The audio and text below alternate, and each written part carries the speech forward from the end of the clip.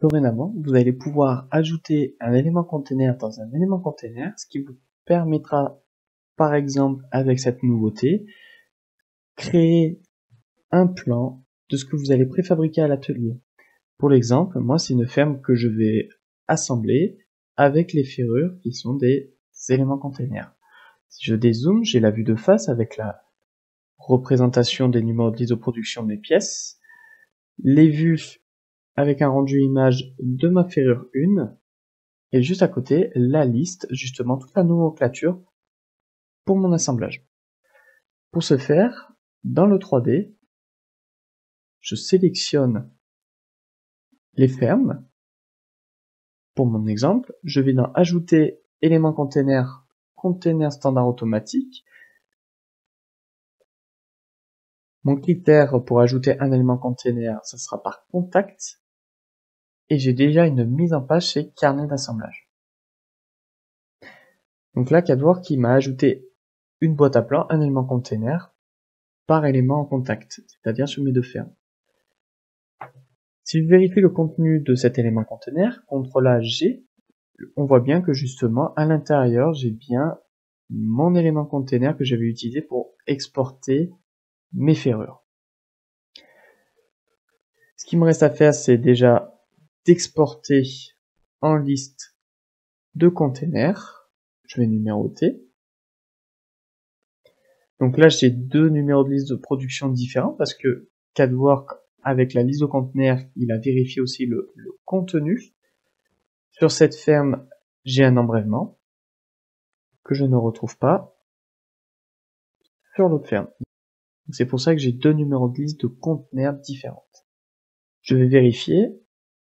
Dans Modifier mise en page, j'ai uniquement la vue de face parce qu'au moment d'ajouter mon élément container standard automatique, c'est à moi ensuite d'ajouter manuellement les vues de ce container qui est attribué à l'intérieur. Donc là, moi, je vais mettre la ferrure vue de face et l'axonométrie. Je vais cliquer sur OK.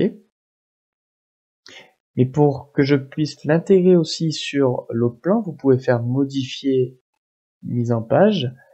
Mais petite astuce, c'est que vous prenez cet élément container et dans Extra transmettre, vous avez une coche vue et mise en page volume export élément container. Donc je vais transmettre ce réglage de mes éléments actifs. Je vais cliquer sur ce container et je vais valider avec un clic droit. Et si je vérifie dans Modifier mise en page, c'est bien exactement le même réglage. Ça reviendrait aussi à la même chose de faire clic droit, appliquer les réglages à tous les éléments containers, mais j'appliquerai à tous mes conteneurs de mon 3D. Je peux éditer une liste. Si je sélectionne l'ensemble que je fais exporter liste de conteneurs.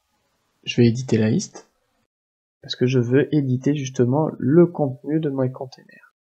Je vais éditer liste. Structure. J'enregistre.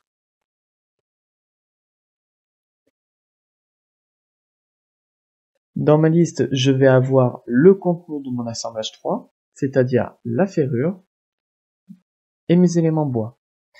Dans le réglage de liste, j'ai juste décoché comme quoi je ne veux pas visualiser les éléments panneaux et volume auxiliaire. Je ne veux avoir que mes éléments barres. Donc c'est pour ça que tout ce qui est contenu à l'intérieur de ma ferrure n'est pas exporté. Par contre, j'ai bien le numéro de ma ferrure.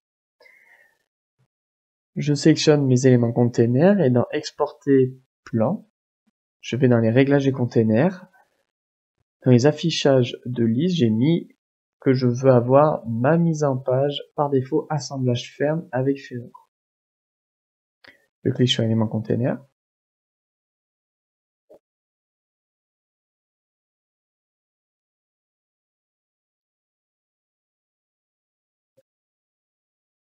Et quand vous allez importer vos résultats, vous allez avoir en un export qui nécessite un petit peu de paramétrage sur vos listes au préalable, l'assemblage de votre ferme.